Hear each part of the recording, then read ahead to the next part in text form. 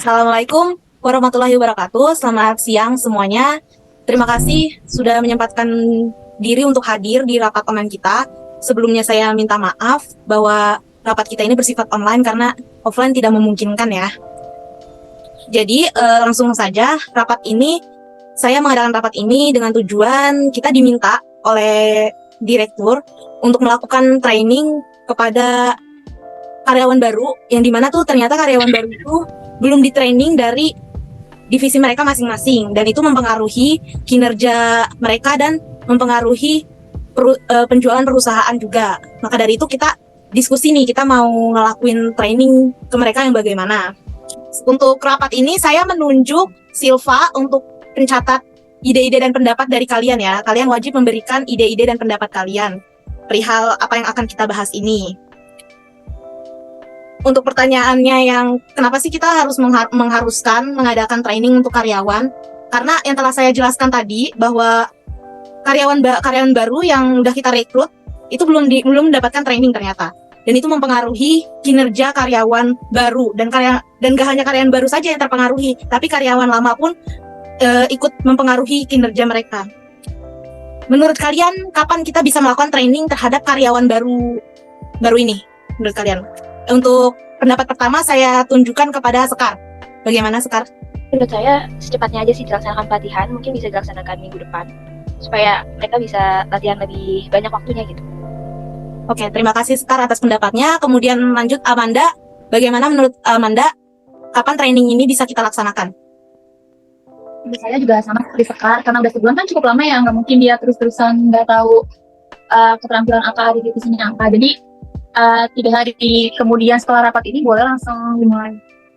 Oh, berarti menurut Amanda setelah rapat ini kita langsung agendakan saja dan langsung persiapkan segalanya untuk training karyawan baru ini ya. Menurut Silva bagaimana?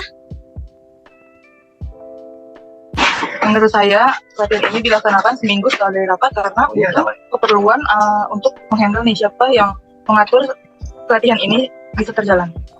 Oke, menurut Silva seminggu setelah rapat ini karena butuh banyak persiapan yang kita harus siapkan untuk training karyawan ya. Oke, untuk selanjutnya Khairul Nisa, bagaimana pendapat Anda? Kalau menurut saya sih bisa setelah evaluasi kinerja tahunan. Kalau enggak yang penerimaan karyawan baru. Terus kayak saat meluncurkan proyek baru atau teknologi baru sih. Oke, berarti menurut Khairul Nisa itu kita ke yang saya pahami dari Khairul Nisa itu menurut divisi masing-masing apakah ingin ada proyek. Nah, sebelum proyek itu dilaksanakan training. Jadi training yang dilaksanakan itu per divisi ya, bukan terpusatnya ya. Iya. Oke, terima kasih. Untuk Halwa, apakah ada pendapatnya Halwa? Silakan. Oke, kita next aja langsung ke pembahasan yang akan kita bahas selanjutnya. Menurut kalian nih, pelatihan dan pengembangan apa yang bisa kita berikan untuk karyawan baru ini? Ayo kita mulai dari Sekar. Silakan Sekar. Baik, terima kasih. Sebelumnya ini mereka dari divisi apa aja ya? Untuk divisinya itu mereka ada dari divisi marketing, keamanan, dan divisi public relation. Oke, kalau menurut saya dari marketing sendiri mungkin kita bisa kasih pelatihan mengenai digital marketing ya. Karena saat ini marketing melalui digital lumayan berpengaruh besar. Dan untuk yang keamanan mungkin kita juga bisa mengasih pelatihan seperti pembelaan diri atau yang sejenisnya. Dan untuk yang satu lagi public relation mungkin bisa kita kasih pelatihan seperti berbicara di depan orang banyak atau pelatihan yang berkaitan dengan publik gitu. Oh, berarti lebih yang public relation tuh lebih ke pelatihan public speaking ya? Ya, atau bagaimana cara berhubungan dengan orang lain gitu.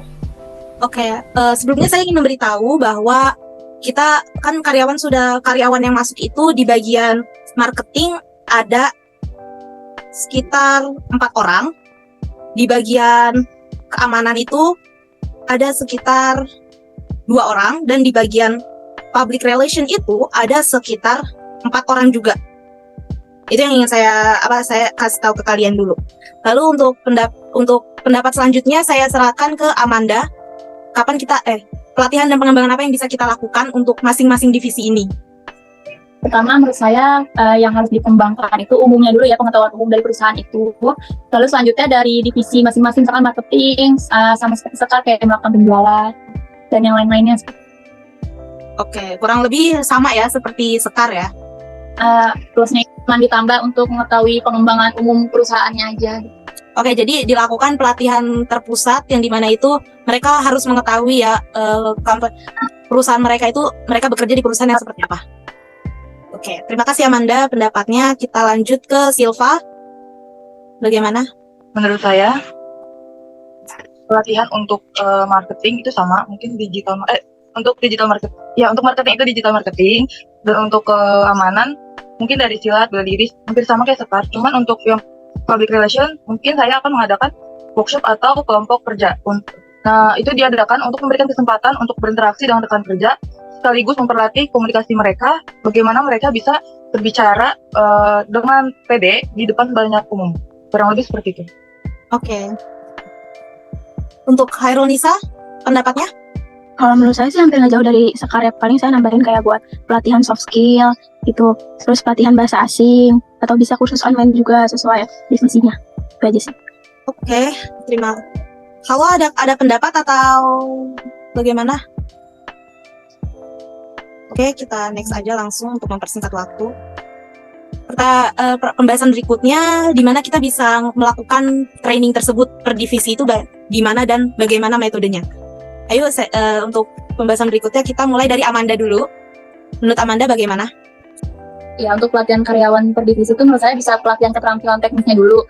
Misalkan divisi marketing tuh keterampilan teknisnya itu apa aja, meningkat keterampilan gitu kan. Lalu yang kedua ada pelatihan keterampilan soft skill, terus pelatihan produk atau layanan untuk yang marketing. Lalu yang terakhir itu pelatihan pengembangan karir, membantu karyawan merencanakan mengembangkan karir mereka di dalam perusahaan gitu. Oke, untuk metodenya menurut Amanda dilakukan secara offline, online, atau bagaimana?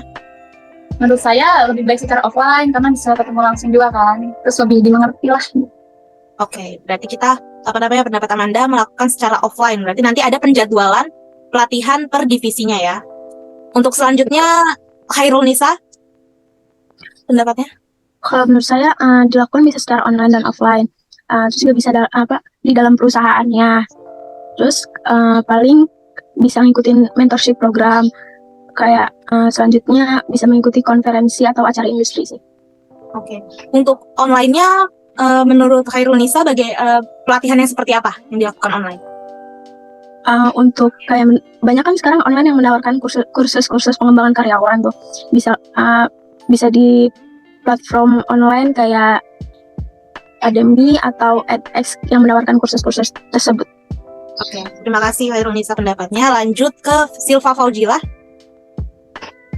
Menurut saya bisa dilakukan secara online atau offline. Untuk online-nya sendiri itu bisa dilakukan seminar. Seminarnya itu berkaitan tentang tadi per divisi tadi. Jadi menyesuaikan aja. Terus juga bisa mentoring. Nah, mentoring ini sebenarnya bisa hybrid, bisa online dan offline, tapi lebih baik itu dilakukan secara offline karena bisa bertatapan langsung dengan senior dan junior untuk mengetahui kinerja nih apa yang harusnya dilakukan untuk perkembangan mereka selama bekerja nanti. Terus ada sertifikasi itu lebih baiknya dilakukan secara offline karena agar kita tahu nih gimana sih skill kemampuan mereka tuh sampai mana gitu. Kurang lebih seperti itu. Oke, terima kasih Silva pendapatnya. Sekar Tanjung Sari, bagaimana pendapatnya? Oke, menurut saya karena ini soal pelatihan atau pengembangan ya, jadi lebih cocok dilakukan secara offline supaya lebih maksimal dan bisa dilakukan di luar perusahaan. Takutnya kalau dilakukan di dalam perusahaan akan mengganggu pekerjaan dari karyawan yang lain. Dari ketiga divisi ini mungkin bisa dibawa ke dalam satu lokasi, namun saat sampai di lokasi tersebut bisa dibagi ke beberapa tempat untuk mereka melaksanakan pelatihannya. Seperti itu, Bu. Oke, berarti mungkin yang bersifat offline itu kita bawa ke tempat pelatihan itu bareng-bareng, namun nanti akan dipecah per divisi lagi. Iya, betul. Di tempat yang berbeda supaya mereka bisa melaksanakan pelatihan lebih serius dan lebih maksimal. Seperti itu. Oke, terima kasih Sekar. Untuk Sama-sama. selanjutnya, Hawa masih belum bisa berpendapat atau bagaimana? Oke, terima kasih. Kita next aja ke pertanyaan selanjutnya. Mungkinkah kita terlibat langsung pada saat training tersebut atau hanya kepala divisinya saja gitu. Apakah kita perlu terlibat langsung ke dalam situ? Menurut kalian gimana? Kalau ini kalian bisa jawab dengan alasannya ya. Silakan untuk pertanyaan, untuk jawabannya Silva duluan boleh. Menurut saya kita terlibat karena kita bisa tahu nih berjalan lancar nggak acara ini atau kegiatan ini, dan kita tahu nih kurangnya dan lebihnya di kegiatan atau pelaksanaan ini itu apa aja. Oke, terima kasih. Selanjutnya Amanda. Ya, menurut saya selain kepala divisinya yang ikut, kita harus ikut kontribusi juga untuk melihat sejauh mana kegiatan ini berlangsung, lalu kekurangannya apa, gitu aja sih. Jadi kita bisa memantau juga perkembangannya apa di sana gitu. Oke. Lalu untuk Khairul Nisa. Menurut saya sih iya, soalnya bisa kayak kita tuh bisa bertukar pendapat juga, kayak pengetahuan dan keterampilan apa yang sedang dibicarakan gitu sih. Oke, Sekar Tanjung Sari. Kalau menurut saya sama seperti teman-teman yang lain, kita memang harus berkontribusi juga atau terlibat langsung karena itu adalah merupakan salah satu tugas dari kita semua, yaitu sebagai HR, di mana kita harus melaksanakan pengembangan atau pelatihan untuk para karyawan supaya kita bisa memantau secara langsung apa saja yang kurang dari dalam diri mereka atau sudah ada apa aja nih poin-poin plus yang ada dalam diri mereka gitu. Oke, terima kasih. Terima kasih teman-teman atas pendapatnya dan jawabannya. Setelah kita mendapatkan ide dan solusi yang tepat untuk permasalahan kita ini, kita akan langsung menunjuk panitianya aja ya untuk menentukan kalian ada di bagian mana, dan kalian menurut saya apakah kita perlu menentukan, misalnya Amanda menghandle bagian divisi marketing, jadi Amanda memantau divisi marketing itu melakukan pelatihan seperti apa. Lalu untuk Silva, misalnya Silva untuk di keamanan, Khairul Nisa untuk di bagian public relation, dan Sekar mungkin yang terpusat nanti. Apakah seperti itu? Kalian setuju? Saya setuju. Setuju? Silva setuju? Sekar? Oke. Setuju. Oke, terima kasih. Oke, terima kasih atas waktunya, atas ketersediaannya untuk hadir di rapat online kita pada hari ini. Kurang lebihnya saya mohon maaf. Nanti Silva, boleh kamu share yang kamu catat tadi, notulensi yang tadi, itu ke Sekar ya, agar Sekar segera membuat presentasinya. Baik, Bu. Oke, terima kasih atas ketersediaannya kalian. Sekurang lebihnya saya mohon maaf apabila ada kalimat-kalimat. Untuk saya pamit undur diri. Assalamualaikum warahmatullahi wabarakatuh. Selamat siang, selamat beraktivitas. Terima kasih, selamat beraktivitas juga Bu.